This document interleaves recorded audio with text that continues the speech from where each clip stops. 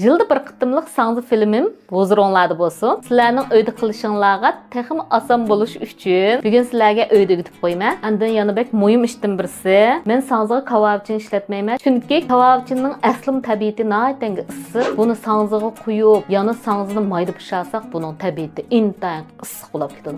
Şu an men kavabçını sanmaydigan yanıla şunda vincilaydigan sağlığı yetişini götürməm bilən. Aldı bilan unumuzun üstüge tuzumuzni silib olamiz. Ondan azroq şeker silib olamiz. Bu şekerning roli bu sağlığımızda nəhayət çiçekleş roli var.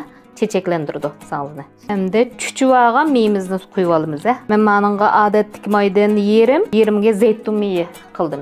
Muzdek su ketadi bununğa. Suyumuzni qoyub jug'urva saqlam bo'ladi. Mana xamirimizni bu shunchalik yaxshi holatda jug'urib olamiz. Mana shu lag'mandan xamirdek bo'ladi bu. Endi yarim soat tindirib, anqchi mayni qo'yib qizitib olamiz.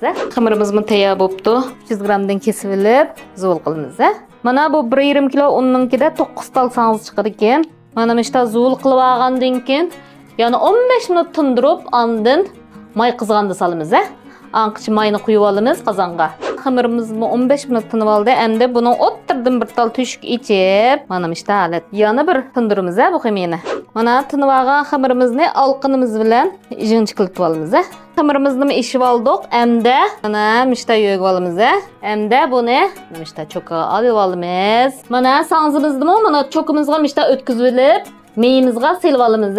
Buni sağgan vaqtda cho'qim buni men so'zlab жүрмей ko'zinglar yaxshi ko'rsin, qo'limning nima ish qilayotganligini. Qo'limizni davomli mediltib turib vinjiltimiz sangzimizni. Ma qozon sal kichik kelib qoldi biz odatda do'kondalam sağg'achqa. Sizlar yuqori qozonni saqsanlar bo'g'dak. Mana egishni ko'rdinglar.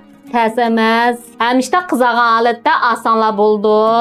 Mana sangzimizni mo'may qozondan elib mana işte tizib oldik. Meningcha shu ko'pinchilaringlar sangizni jumaloq tizolmay, shunga uyang. Sangizni etishdan yaltayib qolsizlar. Mana men degan usulda essanglar mana işte soqchoq taqsigilam.